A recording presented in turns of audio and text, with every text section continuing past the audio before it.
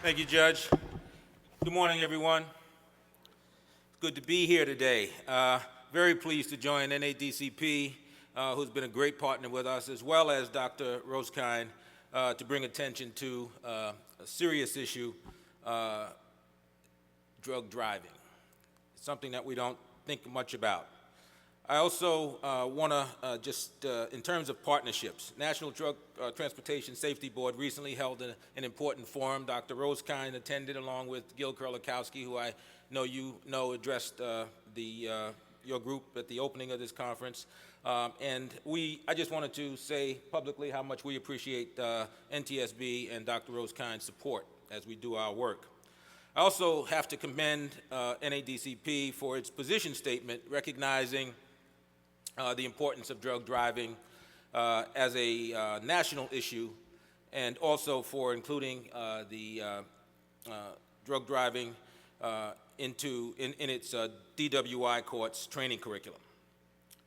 So it is always good to have strong allies when we're dealing with such important issues. So this morning, what I'd like to do is discuss some of the work around drug driving that we're doing, the state of drug driving in the country, and bring you up to date on some of those activities and the steps that we're taking to address this important challenge. Before I get into that, I just want to observe briefly, because of the decades long effort to raise awareness of the dangerous consequences of drunk driving, we've made a marked improvement and a marked difference in the rates of drunk driving. And I thought I'd share just a few facts with you. The rates have fallen since 1973, from 1973, at a rate of 7.5 down to the rate of 2.2 in 2007, 71% decline. So this is commendable, obviously, and because of these efforts, Americans have become all too familiar with the consequences of drunk driving and distracted driving.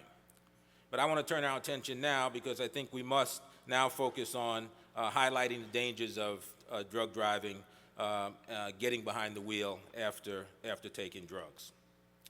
So in that regard, we're working with the U.S. Department of Transportation, the NHTSA, the National Highway Transportation Safety Administration, as well as other federal agencies, community groups, community partners around the country, to reduce the number of drug driving accidents on our nation's roads. Indeed, the problem of drug driving is far more prevalent than most of us citizens realize.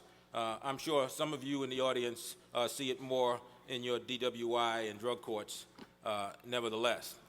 In 2007, a survey conducted by the National Highway Transportation Safety Administration found that approximately 1 in 8 weekend nighttime drivers tested positive for illicit drugs. And 1 in 8 high school seniors responding to the 2011 Monitoring the Futures study reported driving after smoking marijuana within the 2 weeks just prior to the survey that they took. These results obviously highlight the scope of drug driving in America and reinforce the importance of reducing not just drug driving, but all drug use. In 2010, we saw the results of the first ever analysis of drug-related data from the National Highway Traffic Safety Administration's Fatality Analysis Reporting System. This nationwide census of fatal traffic crashes shows that 1 in 3 drivers killed in a motor vehicle crash in 2009 with a known drug test result tested positive for an illegal drug. A further analysis of the FARS data, as it's known, suggests younger drivers are especially affected by the dangers of drug driving. For example, drug drivers under 35 represent 46% of all drug-involved fatally injured drivers, while they represent simply only 40% of all fatally injured drivers. And cannabinoids were reported, think marijuana when I say that, reported in almost half of fatally injured drivers under the age of 24 years of age and younger. All of those tested positive for drugs. So it's clear that drugs adversely affect our judgment, they affect our motor skills, they affect the reaction time, All of those are necessities, as we all know, for driving responsibly. But we know from decades-long effort to reduce drunk driving that progress is possible. So what's needed now is a coordinated effort to reduce drug driving through education, through policy making, and legislation as well. Everyone has a role to play. Indeed, we are all here today because we share a commitment to creating healthier, safer, and more livable communities. And it will take the energy and the dedication of everyone here to give these issues the attention they deserve as we go forward. It has been nearly 2 years since President Obama identified drug driving as a national priority in his inaugural National Drug Control Strategy and set the ambitious goal of reducing drug driving in America by 10% by the year 2015. In those 2 years since then, I think we've made tremendous progress in tackling the issue. In 2010 and 2011, President Obama declared December to be National Impaired Driving Prevention Month and called on all Americans to commit to driving sober, drug-free, and without distractions.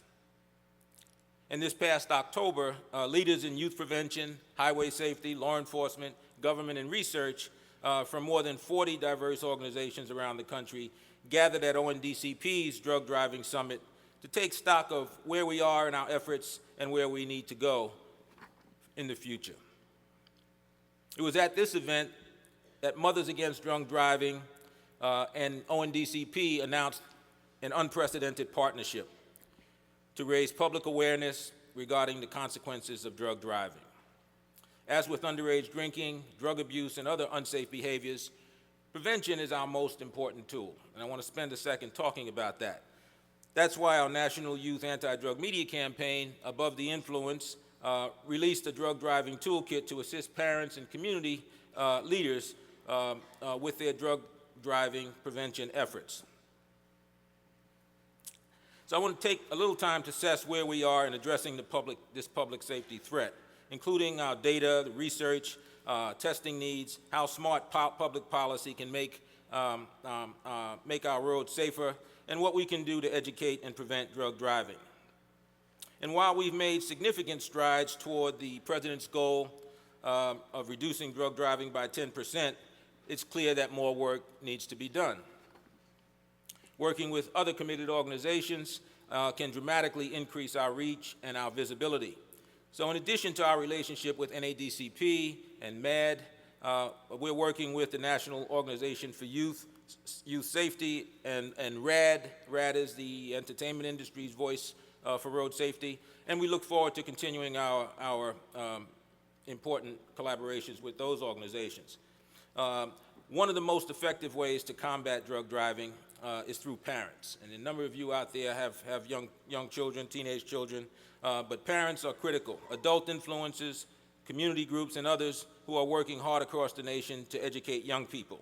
Research confirms and shows that parents are the most powerful messengers to deliver information on drug use to their children.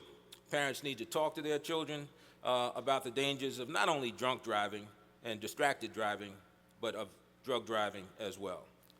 Young people need to know that driving after taking drugs is just not a good idea. It's not safe. And it also is not a good idea to get into an automobile or truck or anything being driven by a friend who may have taken drugs, even though you haven't taken drugs, and to ride with that person as well. So we need to pursue other remedies as well. So we need to pursue legal responses to get drug drivers off the road.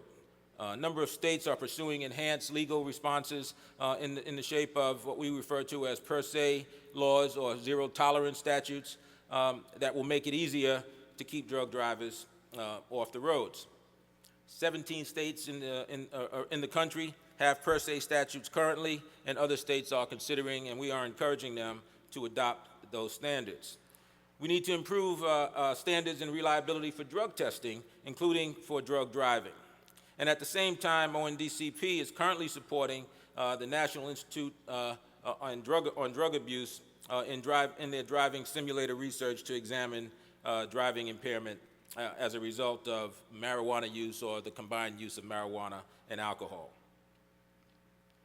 We'd also like to see a more complete and consistent testing of fatally injured drivers by all states. States vary widely in their frequency of testing fatally injured drivers. For example, in 2009, the state of Maine reported no testing at all, and the state of Mississippi reported only testing 2% of fatally injured drivers. While at the other end of the spectrum, a number of states reported testing more than 80% of fatally injured drivers in that same year. So it's clear we need to improve in that area.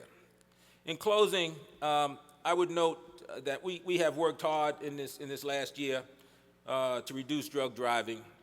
And while we should, I think, be proud of those efforts, all the organizations that I mentioned here this morning, we should be proud of those efforts. Nevertheless, we should not be satisfied until reductions in drug driving are as steep as as what they have been, as what we've seen rather in drunk driving. So I want to thank NADCP and the National Center for Drug Courts, DWI courts, for taking leadership role in the larger national effort to reduce drug driving. And with your continued support, everyone's continued support, we can ensure that the nation's criminal justice system and court systems are equipped with the knowledge and the tools that we need to combat this serious problem. So I'm really pleased I was able to join you this morning and just give you some information about what ONDCP is doing and whom we work, with whom we're working. And I wanted to thank you for the time and wish you all the best.